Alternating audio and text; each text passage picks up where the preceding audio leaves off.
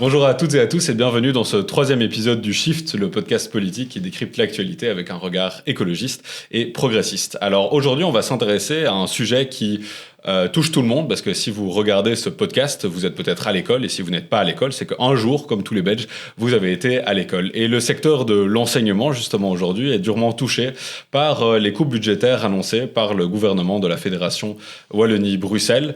Coupes budgétaires, mais aussi différentes mesures qui affectent directement l'enseignement, par exemple l'augmentation du temps de travail des professeurs de 10% sans salaire supplémentaire, ou encore la fin de la gratuité scolaire dans les écoles. Des enseignants sont en grève en Fédération Wallonie-Bruxelles. Ils protestent contre les mesures d'économie annoncées par le gouvernement. Cette nouvelle manifestation ce matin dans le centre de Bruxelles, plusieurs milliers de personnes ont contesté les mesures d'économie. Les professeurs devront par exemple travailler plus, il y aura davantage d'élèves dans les classes. Le but était d'interpeller les élus et maires et engagés. Il y a quand même énormément de chances pour que je perde la moitié de mes heures ici alors que je travaille et m'investis. Quand on touche à l'enseignement, inévitablement, on touche aux apprentissages des élèves.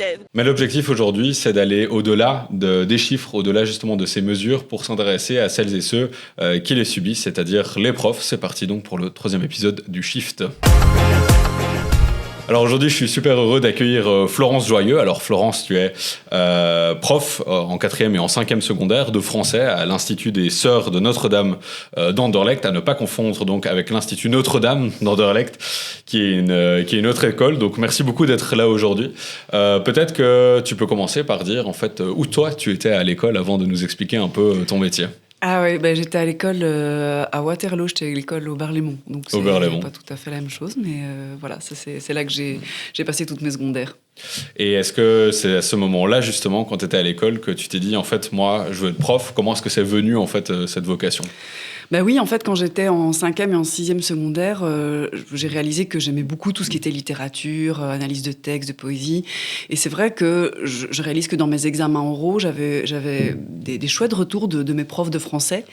Et puis, j'ai aussi des souvenirs sur les temps de midi, quand on avait des évaluations qu'on appelait des TJ à cette époque-là, que je passais des temps de midi à expliquer mon cours de littérature à mes amis, à mes potes. Et donc, de là, je me suis dit, mais en fait, j'adore expliquer, j'adore la littérature. Et donc, c'est venu un peu comme une évidence de dire, mais en fait, je vais faire prof de français. Quand tu dis justement, j'adore expliquer, c'était vraiment savoir expliquer aux autres, aider les autres aussi à mieux comprendre, à mieux réussir? Oui, je crois qu'il y a de ça. Il y a d'avoir un lien avec ceux qui m'écoutent. Je crois que j'aime bien parler aussi.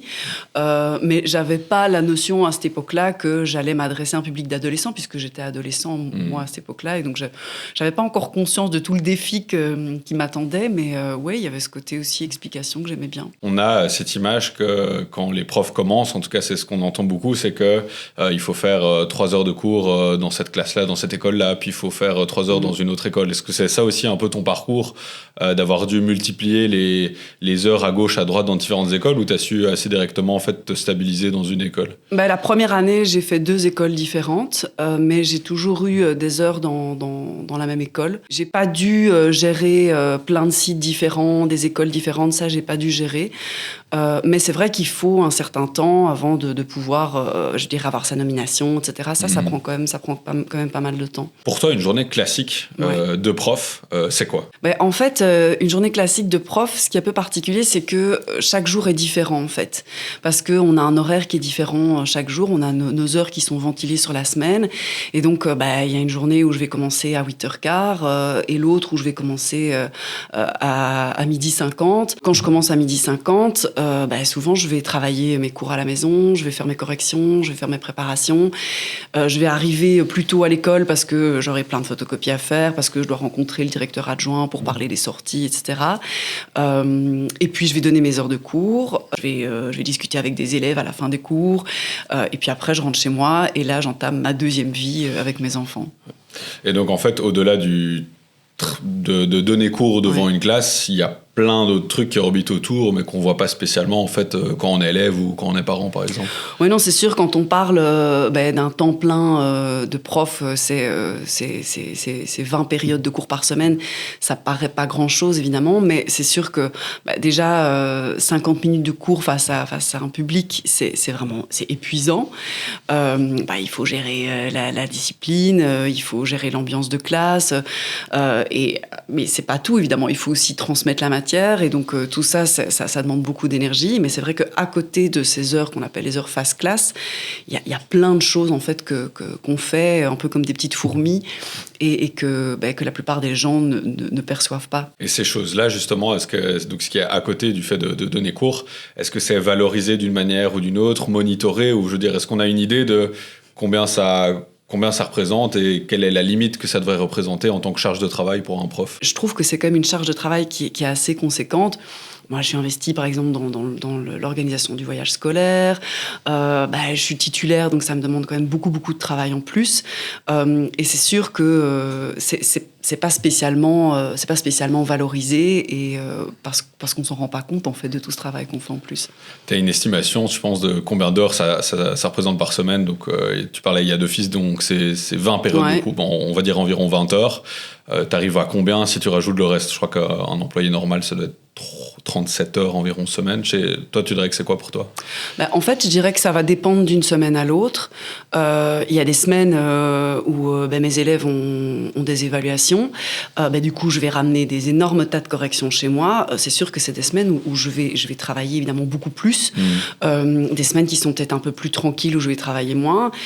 Donc, avoir une estimation, c'est vraiment compliqué. Il y a aussi tout le travail qu'on fait pendant les vacances, en fait, qui est pas compté, et pourtant parce que donc il y a du vrai travail pendant les vacances. C'est quoi le travail? Donc on a 4 périodes de vacances maintenant, si je me trompe pas, dans le cycle scolaire. Il y a les vacances je vais retomber dessus, il y a la Toussaint, il y a Noël, il y a Carnaval, il y a Pâques, il y a aussi c'est en mai maintenant en mai, voilà. Et puis il y a les grandes vacances. Mais donc tu travailles aussi pendant ces périodes-là? Oui, je travaille parce que ça m'arrive parfois de laisser je dirais des piles de corrections que j'ai pas eu le temps de corriger pendant la semaine, et donc je les laisse pendant les vacances. Et puis en fait, j'ai encore de la préparation de cours à faire, même si ça fait plus de 15 ans que j'enseigne.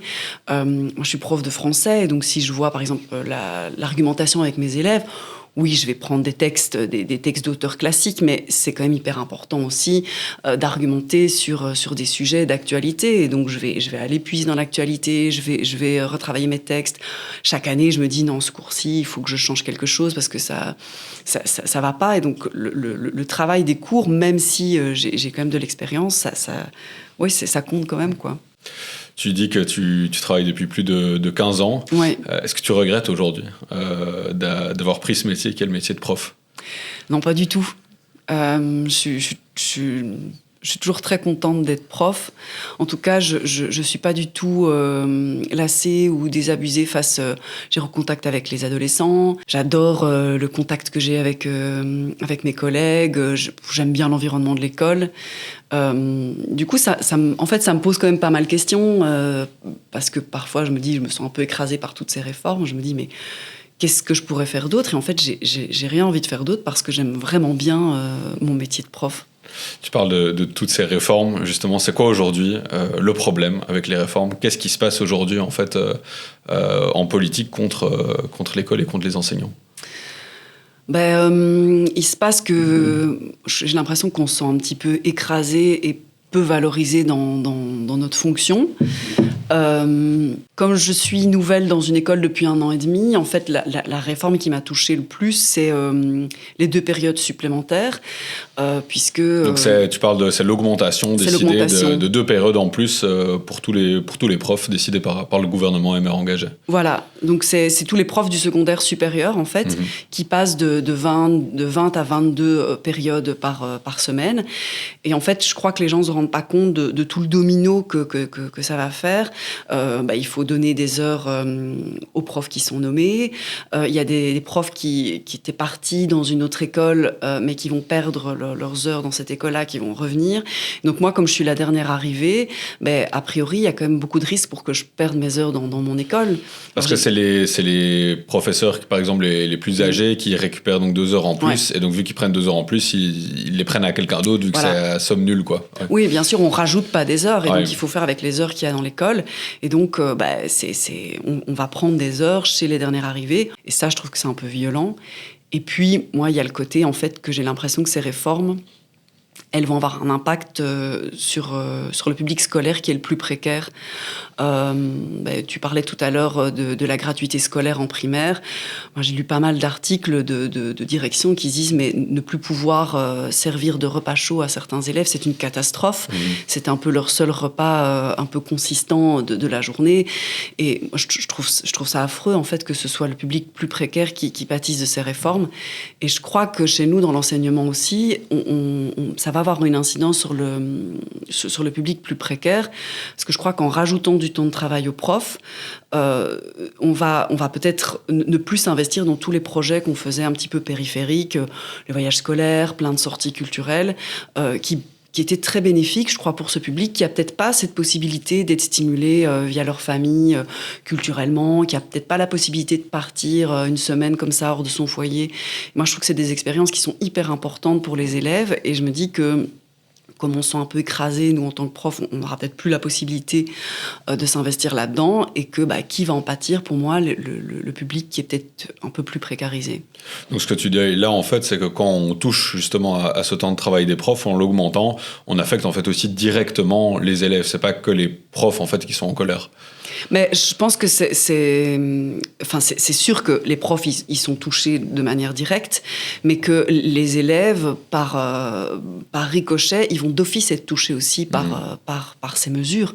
Parce que si on vous demande de travailler plus, en plus en compensation de salaire, à un moment donné, on ne saura plus faire tout ce qu'on fait maintenant. Parce que c'est vrai qu'on ne l'a pas dit, mais donc cette augmentation de 10%, c'est 101 € de plus, en fait, sur la fiche de paye. Et donc c'est assez étonnant si on prend, je sais pas, le secteur privé et qu'on dit à un employé, maintenant, en fait, on va te rajouter 10% de temps de travail, mais on ne te paye pas plus, il y a quelque chose qui ne marche pas, quoi.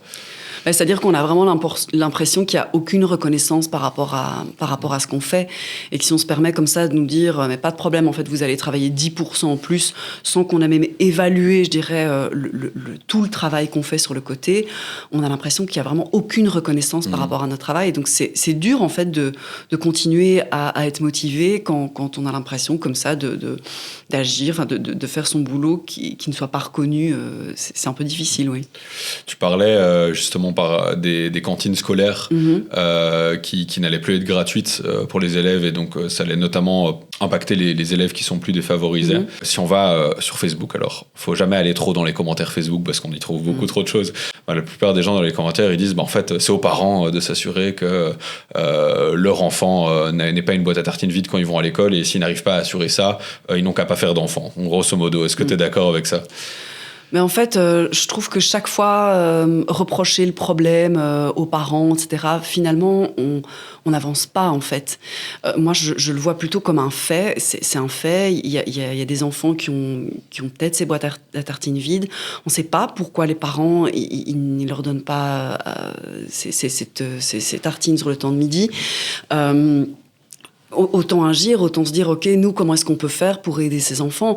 Alors oui, on peut essayer d'aller un peu creuser et se dire, tiens, ces parents, comment ça se fait que vos enfants, ils n'ont pas à manger ? Mais je me dis qu'en plus, avec les réformes du chômage qui arrivent, à un moment donné, moi, je préfère aider ces enfants que d'aller chercher midi à 14h ou chercher des solutions là où, en fait, c'est parfois très compliqué, quoi. C'est ça le rôle aussi, du coup, de l'école, c'est lisser les inégalités et faire en sorte que chaque enfant, chaque élève ait les mêmes chances quand il est à l'école. Ça, ce serait génial. Maintenant, mais c'est pas le cas. Non, je crois que c'est pas le cas. Je sais pas si vous avez eu l'occasion de voir le spectacle Kevin, qui met vraiment en évidence le fait que l'école, ce soit pas vraiment un ascenseur social, mais je trouve que les mesures, en tout cas, qui sont prises, elles accentuent vraiment ces différences entre les élèves, et ça, pour moi, c'est un véritable danger, quoi. Dans ton école, tu ressens ça aussi, qu'il y a des grandes différences entre les élèves?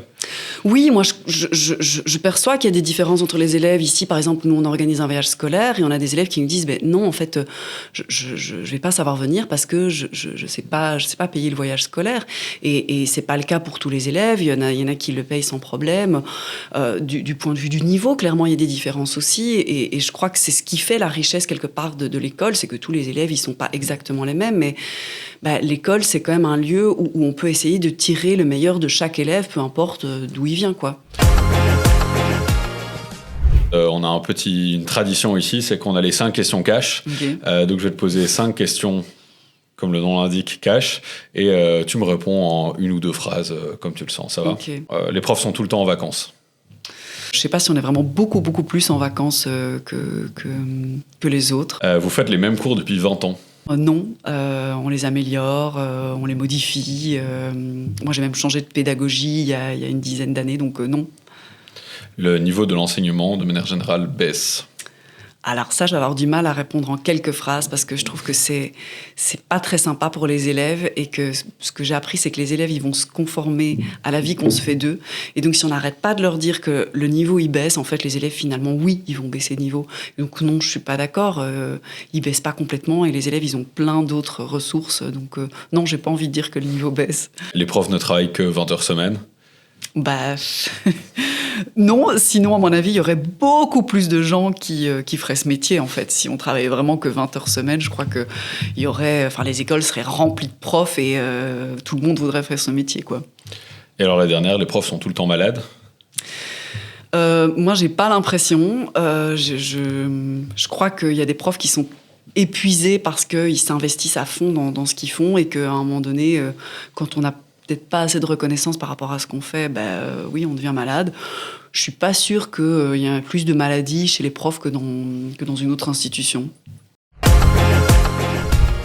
Pour toi, qu'est-ce qu'il faut changer en fait aujourd'hui dans l'enseignement? Que l'école soit cet ascenseur social et donc de donner des ressources à certains élèves qui ont pas la même ressource que les autres et donc être attentif à ce quotidien de certains élèves qui ont peut-être moins la possibilité de travailler chez eux. Ça pourrait être changé. Parfois, je me dis aussi que quand on veut accompagner les élèves, on a le PMS à l'école et donc c'est un chouette relais. Mais je me dis avoir une équipe vraiment avec peut-être un peu plus justement de psychologues, d'assistants sociaux, de logopèdes à l'école pour être un relais, ça ce serait vraiment super et qu'on puisse être reconnu dans notre métier. Ça, je crois que c'est un des premiers changements en fait. Ça te demande d'être reconnu dans le métier, c'est-à-dire plus de concertation ou ça veut dire par exemple, je sais qu'on parle beaucoup de diminuer la taille des classes. Est-ce que c'est ça aussi, ce genre d'enjeu? En fait, moi j'ai un peu l'impression, et c'est ce que les directions nous disent, que les mesures actuelles, elles tombent de haut, sans qu'on puisse vraiment, quelque part, donner notre avis. J'entendais par exemple que l'idée maintenant, c'était de réimposer une session d'examen obligatoire pour toutes les écoles en décembre. Et moi, j'ai l'impression que c'est un peu comme si là-haut, on savait ce qui était bon pour l'enseignement et qu'on nous l'imposait. Et je trouve que ça, c'est un peu un manque de considération pour nous. On est sur les terrains, on sait, on a un avis en tout cas sur comment les choses se passent. Et donc, peut-être plus nous concerter, ça nous permettrait de nous sentir un peu plus valorisés aussi, oui, ça c'est sûr.